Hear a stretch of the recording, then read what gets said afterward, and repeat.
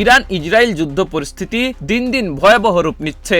একে অপরকে লক্ষ্য করে শত শত মিসাইল ছোড়ার পাশাপাশি চালানো হচ্ছে নিয়মিত ড্রোন হামলা। এ অবস্থায় বৃহস্পতিবার জাতির উদ্দেশ্যে নতুন বার্তা দিয়েছেন ইরানের প্রেসিডেন্ট মাসুদ পেজেশকিয়ান। সামাজিক যোগাযোগ মাধ্যমে প্রচারিত ভাষণে প্রেসিডেন্ট পেজেশকিয়ান বলেন, সব মন্ত্রণালয় ও সরকারি সংস্থাকে সর্বোচ্চ শক্তি ও সম্পদ ব্যবহার করে দেশের জন্য কাজ করে যেতে হবে। কোনো কিছুর প্রতি বিমুখ না হয়ে ধৈর্যের সঙ্গে জনগণকে সেবা দিয়ে যেতে হবে। আশা করি একে অন্যের প্রতি সহানুভূতি ও ঐক্যের মাধ্যমে আমরা এই কঠিন সময় কাটিয়ে যেতে পারব বলেও মন্তব্য করেন তিনি।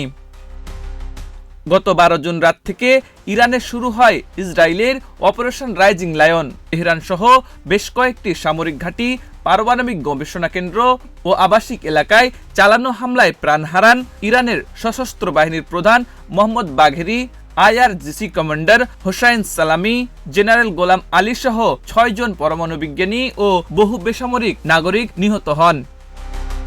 এর জবাবে অপারেশন ট্রু প্রমিস 3 নামে পাল্টা হামলা চালায় ইরান। ব্যালিস্টিক ক্ষেপণাস্ত্র দিয়ে তেহরান ইসরায়েলের গুরুত্বপূর্ণ সামরিক স্থাপনায় আঘাত হানে। ইসরায়েলে হতাহতের সংখ্যা কম হলেও অবকাঠামোগত ক্ষতি ও জনমনে আতঙ্ক মারাত্মক রকমের। বহু মানুষ আশ্রয়কেন্দ্রে থাকতে বাধ্য হচ্ছেন। বিশ্লেষকদের মতে প্রেসিডেন্ট পেজেশকিয়ানের এই ভাষণ কেবল রাজনৈতিক বার্তা নয়, এটি যুদ্ধকালীন মনোবল ধরে রাখার একটি কৌশল। তিনি প্রশাসনকে সক্রিয় রাখার পাশাপাশি নাগরিকদের মধ্যে সংহতির বার্তা পৌঁছে দিয়েছেন।